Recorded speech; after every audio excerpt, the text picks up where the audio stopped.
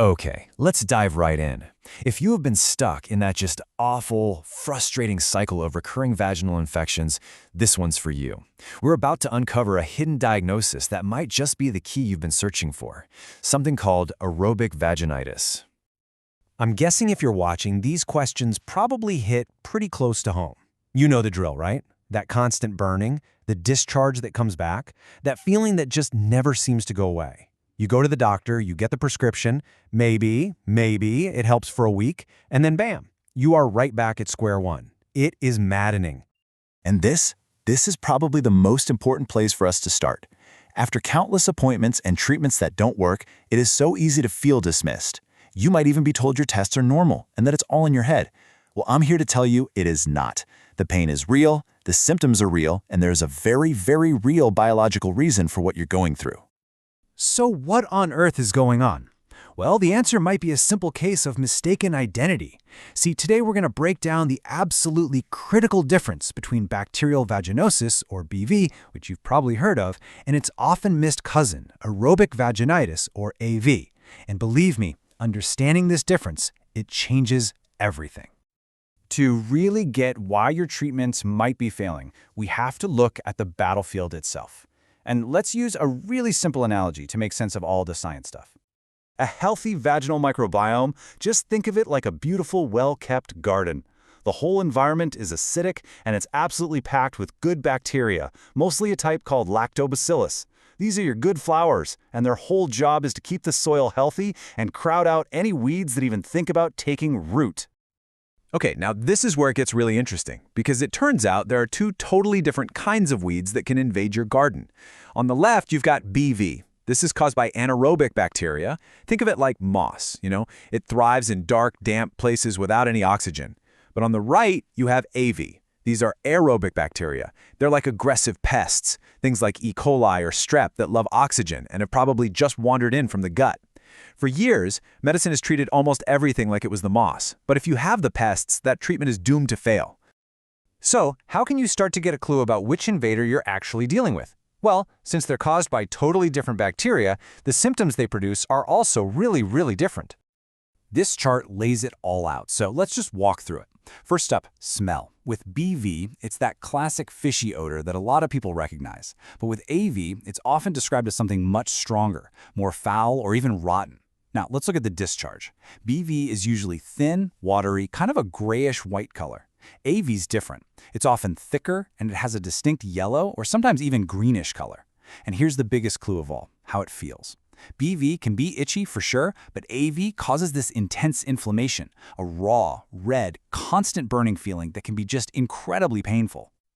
So why in the world do labs miss this? Well, the problem is that the standard tests, the swabs they are designed to look for the culprits of BV, like Gardnerella. They often don't even report the presence of bacteria like E. coli or Strep in a vaginal sample because, those are considered normal in other parts of the body. So the lab just ignores them, your test comes back negative, and you're left completely in the dark with no answers. And this right here, this brings us to the absolute core of the frustration, that endless, miserable cycle of failed treatments. There are two huge scientific reasons for this, and they're both tied directly to that misdiagnosis. First, you've probably been using the wrong weapon. The go-to antibiotic for BV is Metronidazole, and it's great. It's fantastic at killing the anaerobic moss of BV. But here's the kicker. It is completely useless against the aerobic pests of AV. Taking it for AV it's like trying to put out a forest fire with a water pistol. It's just not designed for that enemy.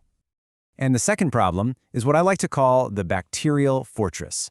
You see, when an infection becomes chronic, the bacteria literally build a slimy, protective shield around themselves. It's called a biofilm. This fortress makes them untouchable. It hides them from your immune system and from any antibiotics you're taking. Until you can destroy that shield, you simply cannot win the war. Okay, so we have defined the enemy. We understand why all the past battles were lost. Now, let's talk about a modern battle plan. For that stubborn, chronic AV, you need a protocol that does three things: breaks the biofilm, kills the right bacteria, and then rebuilds your natural defenses. And of course, it's absolutely essential that I say this right up front. This information is for educational purposes. You must consult with your doctor or a qualified healthcare provider before starting any new treatments, okay? So, the plan unfolds in 3 really clear, logical phases. Think of it like taking back territory. First, you have the cleanse, to clear out the enemy and all its defenses. Then, once the coast is clear, it's time for the rebuild, repairing the damage and fortifying the whole area. And finally, to make sure this never happens again, you bring in the garrison, reinforcing the territory with the good guys for long-term peace. Phase 1 is all about clearing the field. The key here is a therapeutic tool, a Povidone-Iodine or betadine solution. Now, I know what you might be thinking. Wait, isn't douching bad? And for routine hygiene, you are 100% correct, but this is different. This is a short-term, targeted medical therapy. The reason it works so well is that iodine is a powerful antiseptic that literally melts that biofilm fortress and kills those aerobic pests on contact without letting them build up resistance. So after you've cleared the battlefield, the next goal is to fundamentally change the environment back to one that's hostile to invaders. A vaginal estrogen cream is used here to help thicken up the vaginal tissue. This healthier, thicker tissue then produces something called glycogen, which is the perfect food for your good lactobacillus bacteria. As they feed and thrive, they naturally restore a healthy, protective, acidic pH. And finally, phase 3. Time to bring in the reinforcements. The bad guys are gone, the walls are rebuilt, now it's time to repopulate with the good guys. This means using a high-quality oral probiotic, specifically one with strains that are proven to support vaginal health. The gold standard to look for is a strain called Lactobacillus crispatus. Think of it as the elite soldier in defending this territory for the long haul. Honestly, the most important part of this entire explainer is about empowering you. If you've been suffering for years, please do not accept it's just chronic BV or your tests are normal as an answer anymore. It is time to change the conversation with your doctor. And I really want you to let this sink in. You are not broken. Your body isn't failing you. It is just incredibly likely that you have been fighting the wrong enemy with completely the wrong weapons. So if this whole story sounds painfully familiar, the burning, the inflammation, the antibiotics that do nothing, then the crucial takeaway is this. It's time to advocate for yourself. Go to your doctor armed with this knowledge. Make a list of your specific symptoms and ask them directly, could this be aerobic vaginitis? Share what you've learned. So the final question really is, are you ready to change tactics?